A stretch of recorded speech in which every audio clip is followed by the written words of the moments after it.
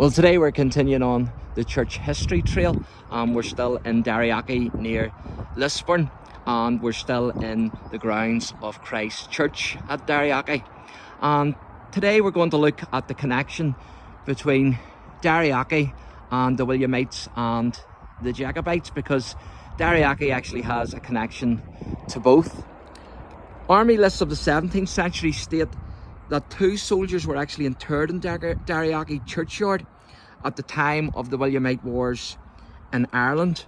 Now, we don't actually know where those graves are, unfortunately, but Schomburgk's men were struck by disease at Dundalk in their advance from Carrickfergus to the Boyne, and many were evacuated to a large tent hospital set up on Blurrismoor.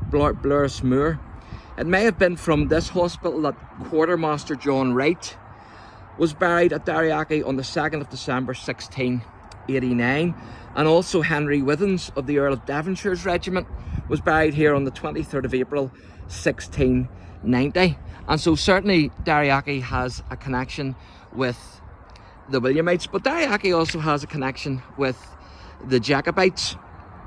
Reverend Philip Skelton was an Anglican minister. He was actually of the Irish Church in the 18th century, and he was born at Crone Cottage, Macrolave, which is not too far from here, in 1707. Now, he was the youngest son of Richard Skelton.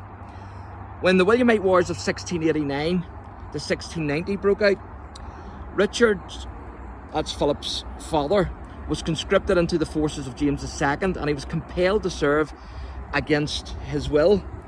Now, a number of years later, whenever Philip was born, and then when he grew to adulthood, he was attending Trinity College, Dublin, and he had to fight a duel with a fellow student who actually called him a Jacobite, probably because of his father's association with the Jacobites. You can see some of the old graves here in DERRIAGHYS churchyard.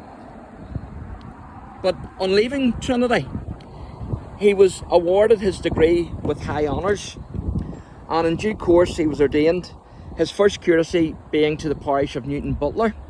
And then in 1732 he was appointed curate of Monaghan.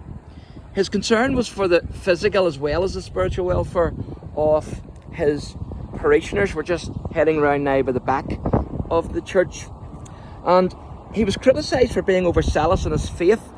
He excelled in describing hellfire, and his gestures and shouts emphasised the meaning of his preaching. After serving 18 years in Monaghan, he was appointed rector of Pettigo, which is a small village on the border of County Donegal. Now, he died on the 4th of May 1787, and he's buried in Dublin. And so that's DERRIAGHYS' connection with the Williamites and the Jacobites.